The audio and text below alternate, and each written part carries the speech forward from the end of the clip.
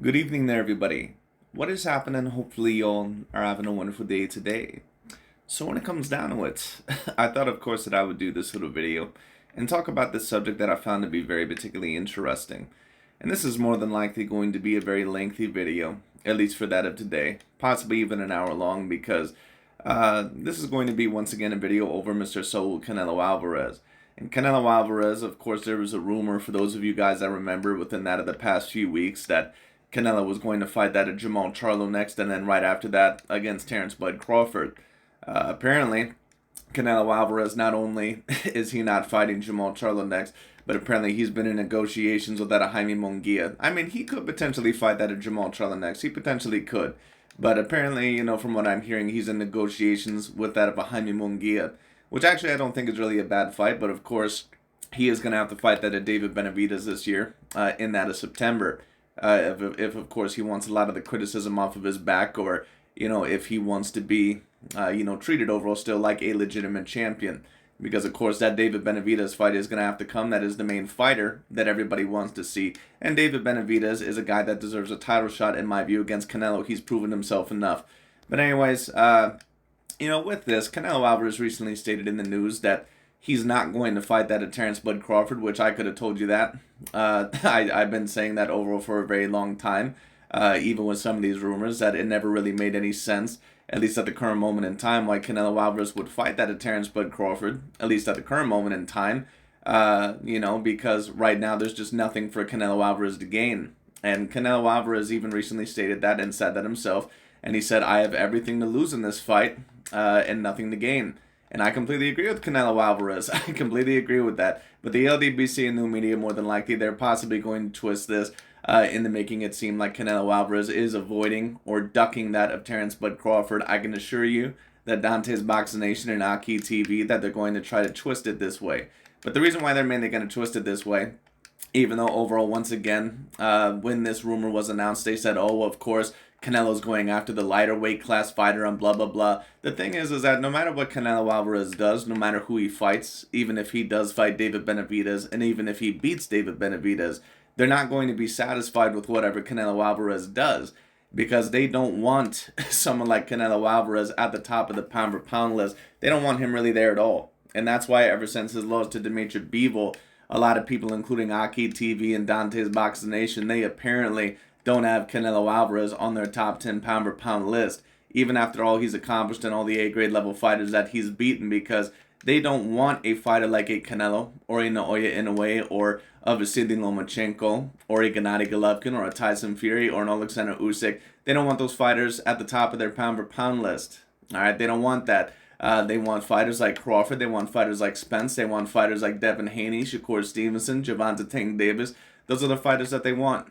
I keep telling people once again, repeatedly, that all the LDBC and the media are, all they are is a pro-black cult. And when I say a cult, keep in mind, because some people get a little bit confused when I say that, I'm not saying overall that these guys are up to like evil shit or anything like that. All I'm saying is that these guys have a hive mind-like mentality, basically meaning that they very much think the same. They have a very big racial, agenda. And with that agenda, it becomes a cult-like mentality, because they all like to try to think the same a little bit, and they will have a certain agenda with a cult-like agenda. It just is what it is. And that agenda is to make sure that Canelo Alvarez or fighters like Canelo Alvarez are not looked at as debatably the best fighter on the planet. All right, and that's why every single time that Canelo Alvarez or Lomachenko or what's his name, Alexander Usyk or Inoue, why every single time that they're promoted as the debatable number one pound for pound fighter, they start bitching, they start moaning, and they start complaining because they can't have that. But it is what it is. Anyways, let's get straight into it. Let's see what Mr. Boxing Ego has to say, because I'm curious.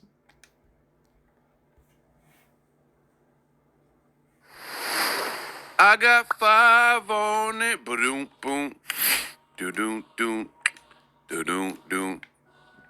We got 5 on it. Listen, breaking news: Canelo Alvarez, baby, you want baby? I know that he has officially announced the Terence Crawford fight makes no sense. And I could have told you that once again. I've been telling people this. Because Canelo Alvarez, what is there for him to gain for fighting that to Terence Bud Crawford? If he ends up losing that fight, he loses to a guy that went up 2 or 3 weight classes. If he ends up beating Terence Bud Crawford, then people are just going to say that he beat a guy that was way, way, way too small. Now, how Dante and Aki TV are probably going to try to, fix this around is that, oh, well, you fought Jermell Charlo, so how come you're not going to fight Terence Bud Crawford? But they already know damn well that if Canelo fought Terence Bud Crawford and beat the shit out of him, which is more than likely what would happen, partially because of the skills and the size, but a big, deal because of the size. When it comes out of it, they know damn well that they would not give Canelo Alvarez any credit. So once again, anything that Canelo Alvarez does, they're never going to give him credit because they don't want Canelo to be looked at as the #1 pound-for-pound fighter. They can't have someone over like him being looked at as the #1 pound-for-pound fighter. I keep telling people this. What their worst fears are overall is that certain fighters like Canelo Alvarez, Lomachenko, Usyk, or Tyson Fury, that they're going to be debatably remembered as the #1 pound-for-pound fighter of their generation. Because they have such a racial agenda and they're so insecure overall with their place when it comes down to it. They're very afraid that fighters like Fury or Canelo or certain people like that, certain people who are not black fighters, that eventually they're going to be remembered as the #1 pound-for-pound fighter of their sport. And if they're remembered as the #1 pound-for-pound fighter during their generation, what does that mean? That means that they're going to be the best fighters of their generation.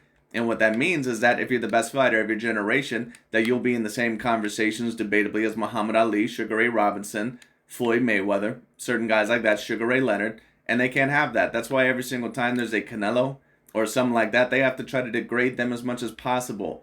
Oh, Canelo, he fights guys, who already have losses. Oh, Canelo, he fights guys off of their worst performances. Oh, Canelo, he avoided this guy, avoided that guy. And I'm not saying that every single fighter that he fought, that maybe they were 100% at the best point in time in their career.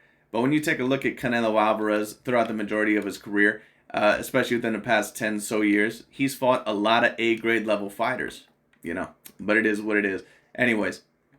Yeah. And that's why Canelo, for example, Canelo can fight, Billy Joe Saunders, Caleb Plant, Araceli Lara, Austin Trout, Gennady Golovkin, all these guys, Miguel Cotto, Sergey Kovalev. He can fight literally all these guys and beat all these guys, but yet, he still, can't hold the jockstrap of Bernard Hopkins allegedly, he can't, he's not even on the same level as Eric Morales or Marco Antonio Barrera, right? But, Terence Bud Crawford gets one great win in his career against Errol Spence Jr., and he's already top 5 to top 10 automatically, according to these guys. Isn't that interesting? Once again, it goes to show you what their motivations are truly about. Fighting them. And by the way, Crawford has a few great wins, or at least overall, a couple of very great wins. The Errol Spence Jr., of course, is the greatest win. The Sean Porter win, of course, is a great win as well. Victor Postol and Gamboa, you could probably debate those as well. All the other wins in his career, I would say, are not A grade. It's a lose-lose situation, basically. And Canelo says he stands nothing to gain by fighting Bud Crawford. And your man Ego gonna talk about it. You'll want payday. Now, I'm not gonna lie to you, kid. I seen this coming a mile away, and I said, as did I, it in my videos. Canelo was not finna fight no Terence Crawford. Crawford was holding out hope that Canelo Alvarez would face him, but Canelo Alvarez has basically dismissed this idea. Says Crawford, he too little, he too small. Canelo says, and I quote, I have everything to lose and nothing to gain, because if I win, they'll say, oh, he was too small. Funny thing is this. And that's exactly what they'll do. Now, Dante and Aki TV, and possibly even Boxing Ego, what they might potentially say is that, well, then why did you fight Jermell Charlo? Because Jermell Charlo was moving up 2 weight classes, so you must be afraid of Terence Bud Crawford because he didn't say this with Jermell Charlo. That's all they're going to say. Once again, if Canelo were to fight Terence Bud Crawford, they're not going to be happy with it. If he doesn't fight Terence Crawford, they're not going to be happy with it. They just don't like Canelo. It is what it is. And once again, don't get me wrong. That's not me stating that every move in Canelo Alvarez's career has been squeaky clean. Or that there's been certain fighters that he should have fought that he didn't. I'm not saying that. But at the end of the day, there's a clear agenda to try and tear down Canelo Alvarez from these channels. Very clearly. It is what it is. But anyways, when it comes down to it, like I said, all they're going to say is that, oh, well, you fought Jamel Charlo. The thing is with Jamel Charlo, once again, I've already stated this. Jamel Charlo can be classified really as a natural middleweight, as can Canelo Alvarez. Canelo is not really a natural super middleweight. He's 5'7" with a 71-inch arm reach. He's a bit girthier than some of the other middleweights there, but at the end of the day, he's pretty much a natural 160 pounder. And when you take a look at Jamel Charlo in the fight against Canelo, he's not quite as girthy, but combined with the height and the length and also his girth as well, him and Canelo are pretty much in the same natural weight class. Crawford is a legitimate welterweight fighter. So Canelo would at the very least be a legitimate two-weight classes above that of Terence Bud Crawford, just in terms of size and weight. What Canelo is saying here is exactly what your boy Ego has been telling you. Yes, you at home. You the fans. I got to be the best. I came in boxing to make this game look so pretty. It's so pretty.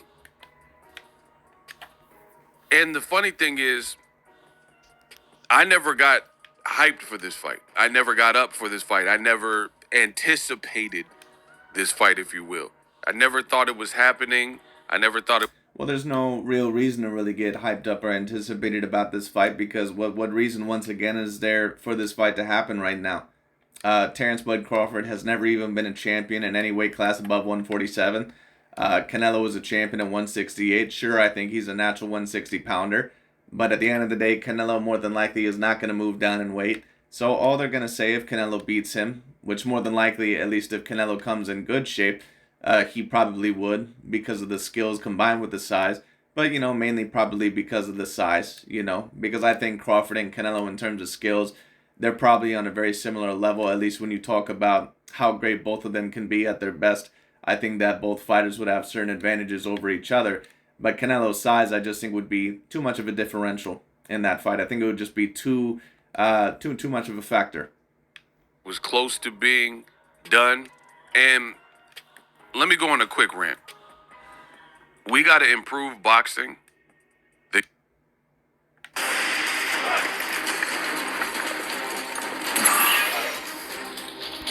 Improve boxing.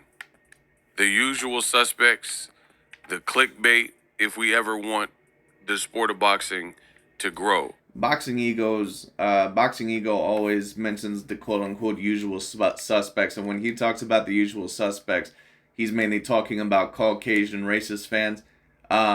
Boxing Ego also is a usual suspect. Now, of course, he's not Caucasian, of course, but at the end of the day, Boxing Ego, he's just as, racially driven or racist or overall as much of a propagandic element as any of these other pro-racial or racist fans out there. He's just as bad as anyone else. The thing is about the LDBC and new media, they love to always tell you this bullshit about, we're here for the truth and all this other stuff and blah, blah, blah. They love to bitch, moan, and complain about how black fighters are now covered in a good light and how old media uses these tricks and, these, propagandic elements in order to tear down black fighters, which I somewhat agree with. But then they just use the same techniques. And that's why I say new media is basically just a pro-black cult version of old media. That's all they are. If you take a look at a lot of the things that they say about Canelo or Lomachenko or Inoue or Usyk or Fury, it's the same exact shit that old media says about Floyd Mayweather or Terence Crawford or other black fighters that they try to tear down. When it comes down, so like I said, all new media is the newer version of old media. Or they're just like old media. They just do it in a different way because they're for black American fighters and against every other fighters. While old media, you can say that they're trying to prop up other fighters and maybe at times denigrating certain black fighters. There were a lot of rumors and people taking a stab in the dark and a guess as to who Canelo's fighting next, who Gervonta Davis is fighting next. And that's all it was. Speculation, conjecture, and pure guesswork, right? Canelo didn't say these things. And you had people saying he's fighting Jamal Charlo, Jaime Munguia. And then when Charlo was on vacation and says, I ain't talked to Al, then they had to reroute. So we don't know if Canelo is fighting Jamal Charlo because all he said in that video was he hasn't talked to Al and nothing's official, right? But because people are trying to play. Once again, I don't really have a high degree of interest in the Jamal Charlo fight. I think that had it happened a couple of years ago, I would have. Let me also state this. Because Ego and Dante's Boxing Nation and Aki TV, they always try to give you this narrative that Canelo fights people at their worst. All that is a bunch of horse shit. He fought Billy Joe Saunders and Caleb Plant when they were all undefeated and at the best point in their career. He fought Callum Smith when he was coming off of a shaky performance, but still an undefeated champion. And at pretty much the best point in his career. He fought Miguel Cotto when he was a little bit more revived in his career with Freddie Roach, and that was looked at as a 50-50 fight. He fought Sergey Kovalev coming off of 2 dominant wins in the light heavyweight division. Not quite the same fighter as what he used to be, but still an A-grade level fighter and an A-grade level champion. He also fought Danny Jacobs when he was an A-grade level champion. He fought Golovkin when he was a top 3 pound-for-pound fighter. He fought Erislandy Lara when he was a huge threat in the weight division and was coming off of a dominant win over Austin Trout and also Alfredo Angulo. And Austin Trout also with this win over Miguel Cotto. So they'll try to tell you this bullshit that, oh, Canelo only fights people at the worst. All that is a bunch of horse shit. But you notice that Dante's Boxing Nation, Aki TV especially, they love to give you these narratives about how Canelo Alvarez, he, fights people who have already lost and all sort of stuff. None of this ever comes out about Terence Bud Crawford for them. I'll give Boxing Ego credit. He actually has stated that a little bit about Crawford and Canelo, so at least I'll claim that he has the same standards on that. But Dante and Aki TV, for example, they love to criticize Canelo's resume and completely pick it apart, or Lomachenko's or Inoue's.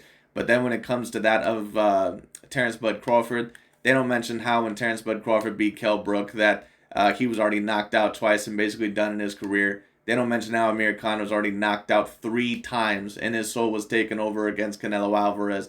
They don't mention how Sean Porter had already lost multiple times and how Errol Spence was off for a year and a half. These excuses are always only used for fighters they're trying to tear down. And let me tell you what, when Terence Crawford did fight Kell Brook and that of Amir Khan, they were done. They were completely chopped liver. They were done. Matlock online and engagement farm and look for like hot topics. People are making anything in the news, and a lot of this stuff is not newsworthy. We don't know who Canelo is fighting next. That's a fact. If I had to guess, possibly Jaime Munguia. And to be honest with you, actually, I would love to see that fight. But I don't know. I wouldn't mind the Jamal Charlo fight, but I hope Jamal Charlo comes up in good condition because that guy looks completely mentally gone. Canelo has not actually, as of me recording this video, he's not confirmed or denied. Well, actually, he has denied a couple people, but he hasn't confirmed who he's actually fighting is the best way to say it. And again, you have people reaching and grasping at straws trying to find out who he's fighting. 1 minute they say it's Jaime Munguia. Once again, remember when Dante's Boxing Nation and Aki TV, they were going on that bullshit about how Jamel Charlo, would possibly beat Canelo Alvarez, and Canelo avoided both of the Charlo brothers. And, Canelo finally fought Jamel Charlo and whooped his ass, just like I always said that he would. Because if you know boxing, you know who Jamel Charlo is. He's a very good boxer. He's not an all-time great boxer. It is what it is. And then as soon as that fight happened, they just said, oh, well, Canelo fought a guy that was way too small. Even though they were talking all that shit, if Jamel Charlo moved up, he would still possibly beat Canelo. And Jamel Charlo was a top 5 pound-for-pound fighter because he's in the deepest division in boxing and all that bullshit. But then as soon as Canelo beats Jamel Charlo, crickets. All of a sudden he gets no credit. Isn't that interesting? Then they said it's Jamal Charlo. And don't get it wrong, Jamel Charlo did move up 2 weight classes. But Canelo, once again, he's not a natural super middleweight fighter. He's not. And Jamel Charlo is also not a natural light middleweight fighter. He's pretty much a middleweight fighter. He's bigger than the majority of the 154 pounders. Then Jamal Charlo posted the video from Turks, and Now they say, oh man, he must be fighting Bud or David Benavidez. And then now he comes out and he tells you from the horse's mouth, he ain't fighting Bud Crawford. In the words of Rihanna, Riri, you look so dumb right now. You look so dumb right now. Notice in boxing, your man Ego, I never look dumb. I never look this dumb because Well, that's not true. But Boxing Ego always loves to give you this shit about how he's ego dominant. And let me tell you what, I give Mr. Boxing Ego a lot more credit than what I would Dante's Boxing Nation or some of these other channels. Of course, he's still very racially driven, and in my view, clearly has some racial agendas. It is what it is, and can be very biased. But he also has a lot of good points in some of his videos as well. So I'll at least give him credit for not going the Dante's Boxing Nation or Aki TV route. I'm not really quite sure if that's just because he's smarter than those guys, or if because those guys maybe are are paid off plants, or what the hell it is, or pawns. I don't know what it is. But either way, when it comes down to it, I do give Ego credit for that. first of all, it's not even that serious. Second of all, I just don't put out random content. I tell you, and even if I do cover, let's say, a rumor, I do it in such a way where I let you know it's a rumor. I let you know this is what people are saying. And then, Right, but sometimes you treat rumors also as well as a little bit more of a factoid, depending overall on who the fighter is. So if it's news about Canelo Alvarez possibly avoiding somebody or this or that, you basically tear Canelo Alvarez a new one. If it's a rumor about Gervonta Tank Davis or Wilder, a fighter that you tend to like, you put the kid gloves on and you treat him, very much more nice. So it is what it is. usually, I give you my own opinion. So let's not let's not sit here and act like you're just completely objective and fair, Mr. Boxing Ego. We all know that you have your objective, but once again, I'll give you more credit than that of Dante's Boxing Nation and Aki TV, because those guys, they have no idea what the fuck they're talking about whatsoever. If I agree or deny, reject the deposits. And there's a lot of people, they don't do that. There's no integrity in boxing. So what will happen is, Right, but do you really have a high degree of integrity, Mr. Ego, except to that of the PBC and a lot of your pro-black agendas? Let's just be real. Do you really have a high degree of integrity? To me, a high degree of integrity, at least when you're talking about being an analyzer or someone talking about boxing or sports in general, that means that you have a high degree of fairness or logic and objectivity, meaning overall that you don't fall into the double standards, or you don't fall into the racial agendas and all this other stuff, and that, you can kind of see through double standards and comment on them no matter what the situation is. Ego is not that person. instead is you see a bunch of clickbait and sensationalized titles to try to attract or lead people to believe X, Y, and Z is the case, and pure negativity and shock value. Right, but you do that a lot too. I mean, you may not say it specifically in your videos, but at the end of the day, you do that overall with your video titles, and even me to a degree. I I do that somewhat within my video titles just for attention getters. But always within my videos, I always state what I truly believe is going on.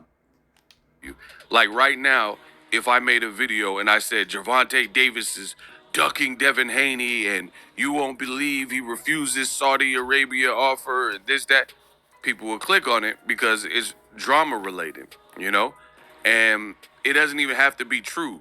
What I'm saying in the video, I don't even have to be cooking, but because people like Gervonta, some people don't like Gervonta, it becomes, and Gervonta's the face of boxing, it becomes. Well, Gervonta is not the face of boxing, but the reason why they every, every single time they mention Gervonta Tank Davis, they always have to reiterate that Gervonta Tank Davis is allegedly the face of boxing.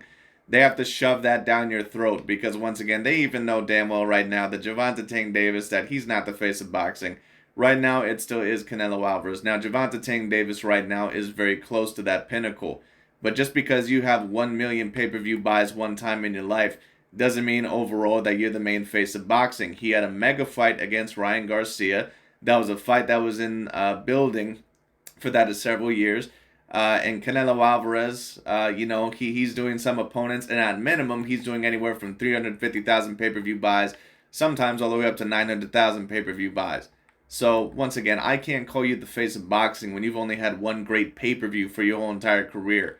And then the rest of them, they've been anywhere from 150K to 250K. Other than the Ryan Garcia fight, he's never even had a pay-per-view that's done over 300,000 pay-per-view buys. So I can't call him the main face of boxing. And you can mention all these celebrities that go to his fights and all this other shit. It's all about the pay-per-view numbers. All right? It is what it is. And Canelo Alvarez is the main one that still gets the pay-per-view numbers. So right now, it would still probably be Canelo Alvarez. But Gervonta Tank Davis right now, I would have to say, is in second place. And he's definitely on his way, because if Canelo Alvarez is not able to defeat David Benavidez, then I think that Gervonta Tank Davis will probably take over. Click-worthy. Same thing with this Crawford thing. Now, I'll say this. If Gervonta Tank Davis, within his next pay-per-view, let's just say he fights, let's be real. Probably another one of his, B-level Mexican or Latino fighters that he usually likes to get in the ring with. If he fights one of those guys, and if he ends up doing 500,000 pay-per-view buys or something like that, which is going to be a little bit higher than expected, then we can start to have a little bit more of an argument. But, I can't say that when Gervonta Tank Davis, it was in a fight that was supposed to be one of the biggest fights in boxing for the past several years. Of course, that's going to do a great gate. Ryan Garcia is also a very big, he's a very big celebrity in the boxing world. It just is what it is. So like I said, I need to see more numbers from Gervonta Tank Davis.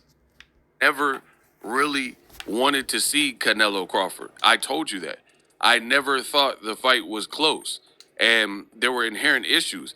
And the funny thing is, I give criticism to Canelo Alvarez, namely for not fighting certain people like Demetrius Andrade over the years, Jamal Charlo. Right, you love to criticize Canelo Alvarez, but then when it comes to Gervonta Tank Davis, there's no words. Back in the day, or right now, David Benavidez. You're holding these belts hostage, and it looks like, I don't know. We'll see who he fights, but if you don't fight... And I do agree with that. If Canelo Alvarez wants to remain a champion there, he is going to have to fight David Benavidez. You can't keep fighting these fighters that are not within the 168-pound weight division and just keep those belts hostage and not fight the main fighter there in David Benavidez that clearly is the main challenger and the one that everyone wants to see. So even if Canelo Alvarez right now would state that I don't think that he deserves a shot, well, at the end of the day, Canelo, it's a little bit of his call because he's the cash cow, he's the A side, but at the end of the day, David Benavidez has more than, in my view, willing and proven himself to be worthy of that title shot by defeating Caleb Plant, who was a former opponent of Canelo, and also defeating that of Demetrius Bubu Andrade. Now, maybe Canelo might have David Benavidez fight one more fight, maybe, David Morrell or something like that, but to be honest, I don't see David Benavidez taking that fight. Why would you want to take that fight? There would basically be nothing in it for you. He's extremely dangerous. And if you end up losing that fight against David Morrell, then then Canelo is not going to fight you because he wouldn't have any more reason to fight you anymore when it came down to it. And, on top of that, he has no title. So kind of like how Eddie Hearn said, you'd have to be insane, overall to fight that of David Morrell right now. Who the hell would want to fight David Morrell? David Benavidez, that's a serious problem, right? But ironically, some people are expecting me to go all out and, call Canelo a duck and say he's ducking Crawford. But I don't actually feel that way, Good on you, Mr. Boxing Ego, for at least not going that route. Now, we'll know that you'll claim that Canelo is avoiding some other guys, even when it doesn't seem, as just-worthy. But, it is what it is. Maybe Crawford could beat him. I don't know. But I don't think, from what I know about Canelo, and I've covered his whole career, I don't think he would be more so intimidated by someone 3 divisions underneath him when he's been boxing since age 15. And sometimes you got to put your feelings aside, your personal feelings aside, and listen and study. You really should be putting your personal feelings aside, at least whenever you're analyzing something. And you're gonna be giving information to people, and you're talking about a debate or something like this. You really should be putting your personal feelings aside always. That just once again goes into the mindset of a lot of these guys. He said sometimes you have to put your personal feelings aside. No, you should always be putting your personal feelings aside whenever you're having a logical and objective conversation. That's why I tell you guys, the LDBC and new media, they're very emotional, especially with the racial agenda. Listen to what people are saying, and then you can check it for continuity, check it for consistency, and see if these things make sense to you. What Canelo has stated, I do think makes sense. Hate to break it to you. They 100% make sense. Once again, why would Canelo Alvarez want to fight a fighter that is dangerous as Terence Crawford? And then on top of that, if he ends up whooping his ass, people would just say that he was way too small, so it basically don't count anyway. And if Crawford ends up beating him, then basically, a lot of his legacy and career is ruined because you just lost to a guy, overall that was 3 weight classes under you. So of course Canelo has everything to lose and nothing to gain in that fight. At least not until Crawford were to potentially become a champion at 154 or even 160. It actually makes sense. What does Canelo gain from a Crawford, right? Agreed. Now, some will make the argument, oh, Crawford's number 1 pound for pound. That's subjective. I personally have Crawford number 1 pound for pound, but he's not. You bet. You better be careful there, Boxing Ego, for saying that that's subjective. And I agree that it is somewhat subjective. Now, Terence Bud Crawford is also my number 1 pound for pound fighter. I think that he deserves it because of his dominance, and on top of that, the great win that he got over Errol Spence Jr. But so many of these LDBC new media channels, they got so pissed off and upset that Crawford didn't get Fighter of the Year, or that Devin Haney didn't get Fighter of the Year, and that Naoya Inoue got it. And even Boxing Ego kind of complained overall that, Inoue got it and he shouldn't have got it. Well, if you're saying overall that it's subjective, then you really shouldn't have a problem with certain guys like Inoue getting Fighter of the Year. The pound for pound list is different than that of Fighter of the Year. But what that's basically insinuating is that, there's other potential fighters that also could be number 1 pound for pound. And that's why I said, in a way, I had no problem with him getting Fighter of the Year. Now, is there other fighters that got Fighter of the Year that, maybe they used to kind of make it look like black fighters are not as dominant in the sport? Yeah, probably. Like maybe Roman Chocolatito Gonzalez, even though I'd kind of have to turn back and see what he accomplished that year. But when you're talking about Inoue, at the end of the day, he fought more times than Crawford last year, or within the past 12 to 13 months. He beat more champions. He also beat a guy that was very highly touted and was going to be a 50-50 level fight for him. A lot of people thought that Inoue was going to lose that fight. He killed him in that fight. Inoue dominated Fulton in that fight. So at the end of the day, and on top of that, he became undisputed in 2 separate weight divisions, in December last year, and then December, I believe, in 2022, all the way to 2023. So once again, you can't get too mad, at them for giving him Fighter of the Year. More in pound for pound based on what he's done to this point, which is lightweight through welterweight, right? And those fights. He hasn't done anything north of 147. Had no big fights at 54, 160, or 168. So Canelo's right. Why would Canelo be looking down 3 divisions when, and here's the thing that I also said. We have Canelo Alvarez, who literally just did this, his very last fight, fought a man 2 divisions underneath him, and it was non-competitive. And that was Jermell Charlo. Well, the reason why it was non-competitive is because Jermell Charlo was not on the skill level of Canelo at all. And I've been saying this for years, that Jermell Charlo, he's been the benefits, and they can tell you all this bullshit about how he's in the deepest division in boxing. It's one of the deeper divisions if you consider it being full of B and C grade level fighters that are well known. That division, when Jermell Charlo was reigning over that weight division, it had basically no A grade level fighters, none, other than himself and Brian Gastano, and now maybe Tim Tszyu, but other than that, that there was basically no fucking A grade fighters. Erickson Lubin is not an A grade level fighter. Jason Rosario is not an A grade level fighter. Tony Harrison is not an A grade level fighter. And Jermell Charlo couldn't even beat Tony Harrison in their first fight. Okay? And barely beat him in the second fight. So once again, I've been telling people for years that Jermell Charlo is not on the level of a Canelo Alvarez and some of the other top 5 pound for pound fighters. That's why he was definitely never within my top 5 pound for pound. But even at one time, he wasn't even within my top 10. because he just didn't have the resume nor the skills in my view. And then come to figure out against Canelo Alvarez, what always was going to happen is what I said was going to happen, which is that if that fight ended up happening, even though Jermell Charlo, he's really more of a natural middleweight as well as Canelo Alvarez, Canelo was going to beat his ass, and that's exactly what happened.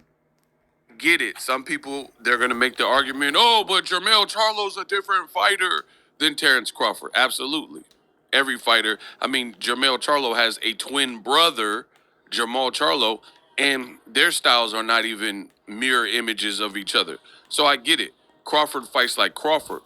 However, the Charlo brothers, in my view, fight somewhat similarly towards each other, or at least overall, similar in style. But if you're asking me who the more talented brother is, it's Jermall Charlo, at least at their best. Now, if you're talking about who has accomplished more and is going to be remembered as greater, then yeah, it'll probably be Jermell Charlo, because Jermall Charlo has just done absolutely fucking nothing with his career. But the thing is, overall, is that if you're talking about who's the more talented brother, in my view, of the two, it's Jermall Charlo. What I do know about boxing is this. They say a great little man loses to a good big man, right? And well, here's the problem. This would be overall a great big man versus a great little man. And that's a big part of the reason overall why Canelo Alvarez also lost to Dimitri Bivol, because that was a great littler man against a great big man. A lot of people didn't expect Dimitri Bivol to be that great. I've been telling people for a very long time, don't fuck around with those Russians in that light heavyweight division. Dimitri Bivol and Artur are for real. Moving up 3 weight classes is in one fell swoop. No tune-ups, no acclimation. We don't know what you could do. So I don't like that premise in the world of... And you notice overall that Boxing Ego said that, well, a great little man overall will lose against a good big man. I'm not really sure if that's him insinuating it, but if I had to guess, more than likely, a lot of these guys try to insinuate that Canelo was only a good fighter, not a great fighter. No, Canelo was a great fighter. You can't, he's not just a great fighter, he's an all-time great fighter. And so is Terence Bud Crawford. Okay? So is Terence Bud Crawford. But the thing is that these guys will sit here and try to allege, just like a lot of the racist Caucasian or other fans did with Floyd Mayweather Jr., they always tried to, make this bullshit overall about how you would fight guys at the worst and all sort of stuff, and that, blah, blah, blah. These channels are doing the same exact thing with Canelo. Boxing, and I will explain and expand further. Please subscribe. Crawford has proven nothing in those higher divisions because he hasn't fought there, right? I would even, and I said this before, but for the new listeners, hear me and hear me loudly and clearly. Why doesn't Terence Crawford, if he's super serious, if this is not just a cash out fight to pad your retirement, right? Move up and fight David Morrell Jr. Why doesn't Crawford... Well, I kind of understand where Ego is coming from, but at the same time, I mean, that would just be idiotic from Terence Bud Crawford. Why would you want to go up and fight a David Morrell at 168 when he has no belt? There's no guarantee what that would really do for a pay-per-view. Canelo Alvarez is the main cash cow there, and if you beat Canelo, your legacy is going to be set. Why would you want to fight David Morrell, who's extremely dangerous, and, that fight just makes no sense whatsoever. I mean, I understand what Ego is saying, but I would more understand his point that if he's serious about the Canelo fight, maybe he should try to go to 154 or 160. But to go up to 168 to fight David Morrell, that would just be completely idiotic, and it would make no sense. Move up and fight against David Benavidez Jr., right? Now, I know some people are scratching their heads. They say, oh, Ego, but why? But I understand a little bit what Ego is saying, because he's saying overall that if you're truly serious about fighting at 168 and you want this Canelo Alvarez fight, then, why don't you fight these other guys overall to earn the title shot? I understand what he's saying, but listen, at the end of the day, Terence Bud Crawford, he's not looking to fight anyone else at 168. If he's going to move up to 168, he's going to fight Canelo Alvarez. Why the fuck would he want to fight anyone else there that's not the champion and someone that isn't going to be remembered? Terence Bud Crawford, I don't care overall how great he believes he is in his own mind. He knows damn well that moving up that high in weight would be a great risk. So if it's going to be a great risk, why the fuck would you want to fight anyone else there other than Canelo Alvarez? When Canelo is the main cash cow, and on top of that, he's also remembered as the greatest legacy, because Canelo's not just good for money, he's also good for legacy. If you defeat Canelo Alvarez or even have a close fight with him, a lot of the times your legacy can be set up for life. Why should Crawford have to fight anybody else to prove that he's worthy of even fighting anybody in those divisions? So if Canelo is... I understand overall what Boxing Ego is stating, because I think what Boxing Ego is taking a look at it as is that, listen, we have other fighters that are more deserving of a title shot, but at the end of the day, Crawford ain't looking to fight any other 168 pounder, man. And I would not either. Biggest star at 168. He has all the belts at 168. Why not fight the guys that don't have all the belts, that are great fighters? David Benavidez, the two Davids, David Morrell Jr., and then the winner of that fight, then fights Canelo Alvarez.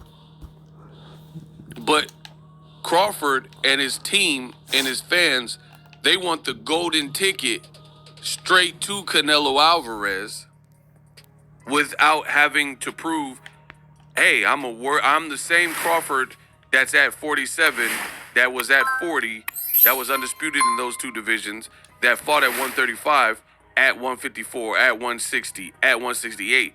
Like, even if Crawford had a 54 or 60 fights and he looked more dangerous or something like that, even then you would have at least more of a cause to suggest that Crawford needs to be at 168. But he wants to go straight away to the lead guy, which is Canelo Alvarez. And I don't believe in that, you know?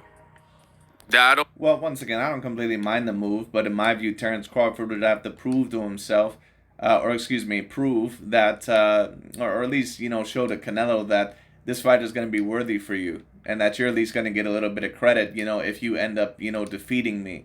So let's end up doing this. Canelo's not going to take that fight, at least not right now, because he's going to be like, what is really in it for me? If I end up defeating you, then people are just overall going to say that I defeated a guy who was 3 weight classes lower, which would, be very true and very relevant. So Canelo's going to look at it and say, listen, if I take that fight, you're going to have to do it when you become a champion at 154 or 160. Not until. I think you should climb up the ladder. And it'd be one thing if there was no competition at 54. It would be one thing if there's no competition at 160. Like, for example, what comes to mind for me is Adrian Broner. Ah, man, AB, Archbishop, algebra books. Broner was at... I can guarantee you that Adrian Broner ain't reading no fucking algebra books. I can guarantee you that. 35 at lightweight, and then he jumped all the way to 47 to fight Paulie Malignaggi and then Maidana. But the reason Broner did that is because at that time, there wasn't much smoke at 140. So that's why he bypassed one. Broner also is a dude that could easily fight at the welterweight division, by the way. Like, some of these fighters that end up moving weight classes, like, some of these guys could easily be fighting in the heavier weight classes. David Benavidez could easily be fighting at 175. Shit, could even potentially fight at cruiserweight. Like, David Benavidez is that guy. But I'll say he's at least a natural 175 pounder. When it comes down to, some of these other fighters, Jamel could have easily fought at the middleweight division, but he's staying there at 154. And some of these other guys as well. Jamal Charlo easily could fight at 168. Andrade, and some of these other guys. 140. But the same cannot be said for Terence Bud Crawford. We can't say there's no smoke at 54 when you got Tim Tszyu and Keith Thurman winner. We can't say... I do agree with that. There's no smoke at 160 when you got good guys like Carlos Adames, who sparred with Bud. Carlos Adames, or Adames, whatever the hell his name is, he's a brawler. He's not really anything more than that. They keep trying to prop up these Dominican fighters, especially the black Dominican fighters. All their bullshit. The Dominican fighters a lot of the times usually don't end up lasting long because a lot of the times their boxing ability is not on the same par with a lot of other fighters. It just is what it is. That's why Edwin De Los Santos, he wasn't able to beat Shakur Stevenson. Carlos Adams, I can guarantee you, he's not going to defeat anyone elite. And none are and who the hell was that one Dominican guy that ended up losing to that one dude at the welterweight division? That dude that looked like little Muhammad Ali or whatever the hell his name was, got completely outboxed in that fight. You know, Dominican fighters are not known for their elite boxing ability. Or guys like Charlo, you know, Jamal. So we can't say that there's nobody in those two divisions, so he has to bypass those. I would love to see Terence Bud Crawford versus Janabek or Janabek. But to be honest with you, yeah, Janabek would probably be a little bit too big for Terence Bud Crawford because he can box. Get Canelo. So for me, it's always been looked at as a cash out fight, and Canelo is right. It gives Crawford every piece of confidence in the world because no matter what the outcome is, obviously, if he, let's use best case scenario. Best case scenario, Crawford beats and defeats Canelo Alvarez, right? That's common sense. He would be regarded for moving up 21 pounds and beating the guy. But worst case scenario, you get beat up, you lose, your record is blemished, you get this crazy paycheck that you bypass other people that were trying to get that crazy paycheck, like David Benavidez and David Morrell and everybody else closer in weight that wants to fight Canelo Alvarez. Baby. So how is that fair? How is that fair for anybody? Right? I somewhat agree with that, but the point is, Mr. Boxing Eagle, is that you know, and this has been a quote that I've heard from a multitude of people, but there's exceptions for exceptional people. Crawford's a very exceptional person, and at the end of the day, if Canelo sees it as worthy, then he just might take that fight. But there's just nothing in it for Canelo Alvarez at the recent moment in time. Now, I agree with Boxing Eagle that it's not quite fair to the other fighters, but at the end of the day, life a lot of the times is about how much value you bring to the table, and especially in boxing, it's about how much money you bring to the table. Terence Crawford just bypasses guys like Benavidez that should be fighting Canelo Alvarez, and Crawford gets the paycheck. And then again, I don't like boxing with the safety net. You might like it at home, but I don't. I don't like no safety net. I want to see like a real circus if we're going to see a. I agree with that. And Boxing Eagle, basically what he's talking about there is that if Crawford, if he ends up beating Canelo, then, you know, he's on top of the world. But if he ends up losing to him, then basically he already has a built-in excuse. And I kind of agree with that. That's why I also was not a big fan of the Mikey Garcia versus Errol Spence fight. Because even though new media and new media and Ego included, they don't like to talk about how Mikey Garcia moved out of that weight division, or, you know, they'll try to tell you that Lomachenko avoided that of Mikey Garcia. All that is a bunch of bullshit. Mikey Garcia avoided the shit out of Vasily Lomachenko for years, and he didn't want to take that fight, and that's why eventually he gave up his WBC title. But they never talk about it because, once again, they know damn well that Mikey's not going to be remembered as the best fighter of the generation. Lomachenko was on his way to being remembered as that before he lost to Teofimo Lopez. So, once again, that's the reason why they needed to promote that. Circus.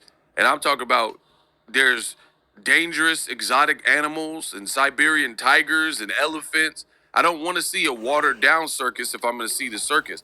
I want to see flame throwers and the people that ingest flames and fire and jump through fire hoops, and they got lions and tigers and bears, oh my, and all this stuff. Let's see a real circus if we're going to see a circus. You know, you see someone on the trapeze and you see people on the tightrope and they got the safety net. I don't like a safety net in boxing. The reason why I don't like a safety net in boxing is because to me, that's not what boxing is about. Because boxing is analogous to life. In life, there is no safety net. If you make all the wrong decisions, there's nothing to brace your fall. Yeah, you might have your parents who back you up, or some friends, or a little bit of money saved up, but if you make egregious choices, there's no safety net. And that's what boxing is, and that's what boxing should be. So it shouldn't be, hey, I get to bypass and cut in line on all these people and fight Canelo Alvarez, and in the event that I get stretched in Amir Khan or beat, then I could always fall back on, oh, I made a lot of money, I had a hell of a career, and I was too small. So Canelo's right. If he wins, people will say that Crawford is too small. That's exactly what they're saying to Jamel Absolutely. Charlo. and they're saying about Canelo fighting him. That's what they said with Amir Khan. So I don't like this whole dare to be great garbage. It sounds stupid, right? It sounds stupid. Now, the funny thing is, some people, they're like, oh, Ego, I disagree with you. I don't give a uck. But besides me not caring, the other thing people are saying, they say they don't agree with what I'm saying. But a lot of these are Crawford fans that don't agree with what I'm saying. But you agreed when Terence Crawford said that Jerron Boots Ennis, a guy who has been calling him out, they're in the same weight class. At a point in time, Jerron Boots Ennis was Terence Crawford's mandatory, and Terence Crawford, despite all of these things that I just laid out for you so eloquently, Terence Crawford stated that Jerron Ennis was not worth his time. He stated that Jerron Boots Ennis was a lose-lose situation. It's like a lose-lose already, my rep. I will say this: if Terence Bud Crawford, wants the Canelo Alvarez fight that badly, because that's a clear lose-lose situation for Canelo, then he should be willing to fight that at Jerron Boots Ennis. But at the same time, I understand why Terence Bud Crawford would not want to fight Jerron Boots Ennis, because he believes that he's not accomplished enough yet, and he also knows that Jerron Boots Ennis is a big threat. And I think that when you get to the level of a Canelo Alvarez or a Terence Crawford or a Fury or something like that, that eventually it becomes a lot about the money. And they say, well, listen, if you beat me or if I beat you, either way, you're going to be remembered and you're going to be set up somewhat for life monetarily. So at the end of the day, when it comes down to it, you're going to have to make it worth it for me. And then I've already stated this before. That's what Canelo was kind of telling David Benavidez, that, hey, listen, if you're going to fight me, you're going to have to take care of some people overall that have that have been a thorn in my side overall for a very long time, or at least overall have been by that of the media. So if you want to fight me, you fight Caleb Plant, you fight that at Demetrius Bubo Andrade, possibly some other guys.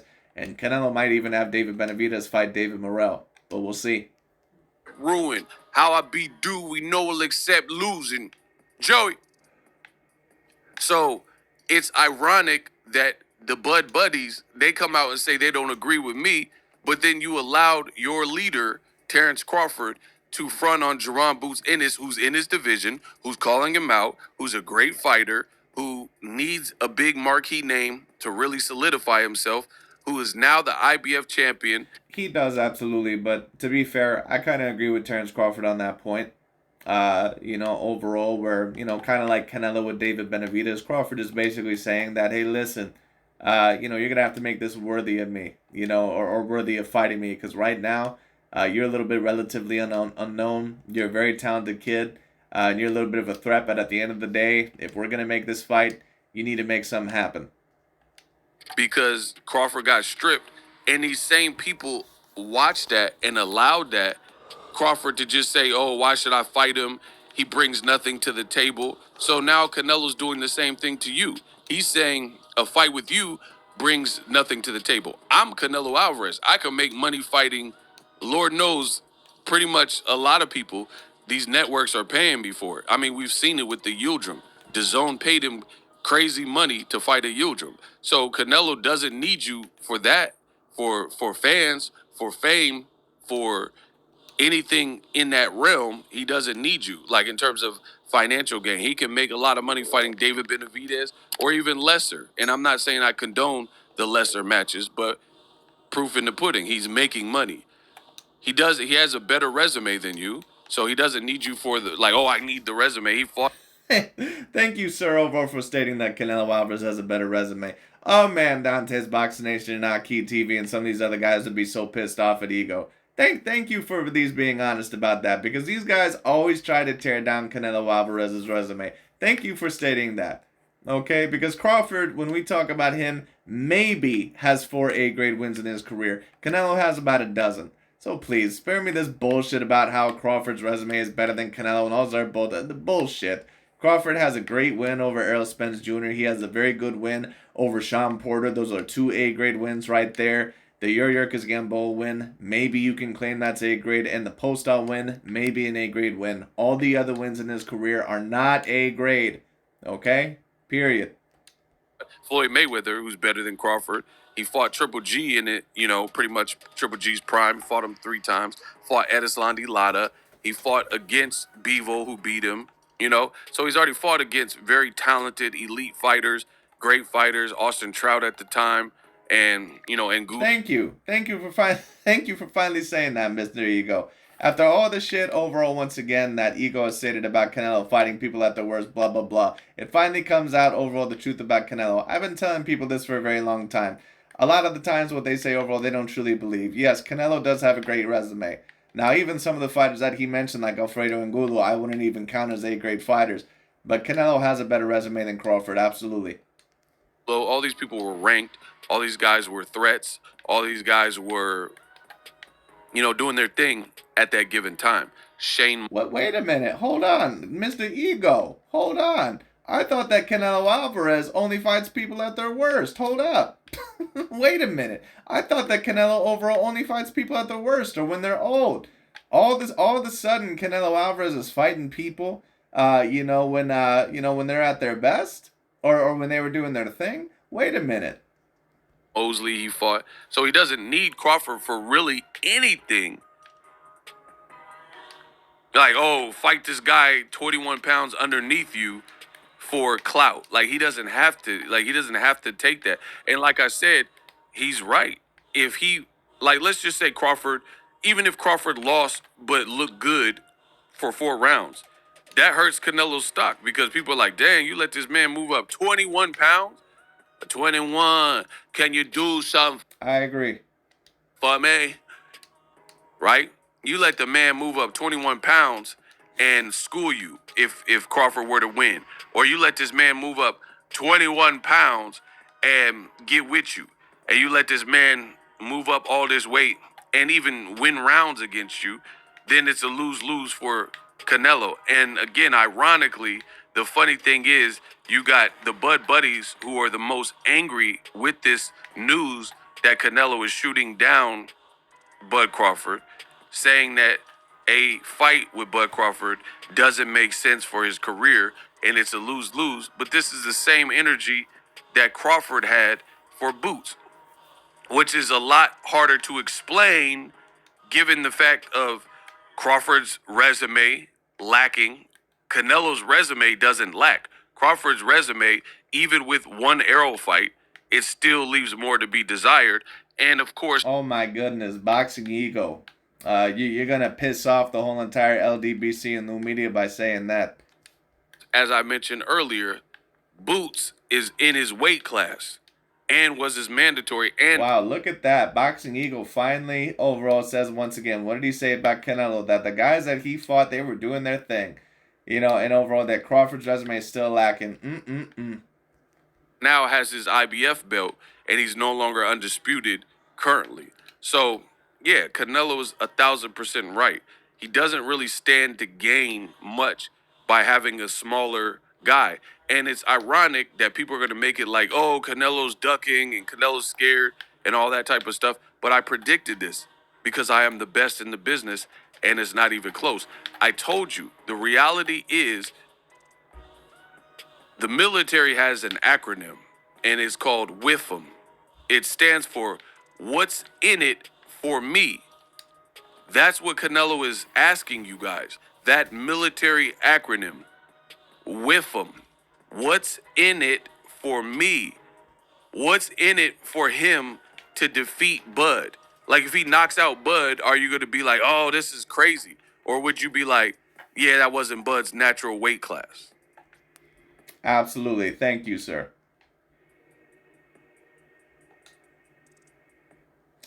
But anyways, that's pretty much about it. I thought that was a very good video by that of Boxing Ego. I agree with a lot of his points, and once again, I pretty much stand with that. There pretty much is nothing in it for that of Canelo Alvarez. And I think that if Canelo is going to take that fight, that he'll take that fight once Crawford potentially becomes a champion at 154 or 160. But we'll see what happens there. Anyways, but it is nice overall to see Boxing Eagle finally talk about Canelo's resume, that he has a great resume. I've been stating this for a very long time. They know damn well that Canelo has a great resume, and Eagle and some of these other guys, they'll admit that overall, depending on what narrative they're trying to push. But anyways, that's pretty much about it for today. Thank you all so much for watching. I'll talk to you all later.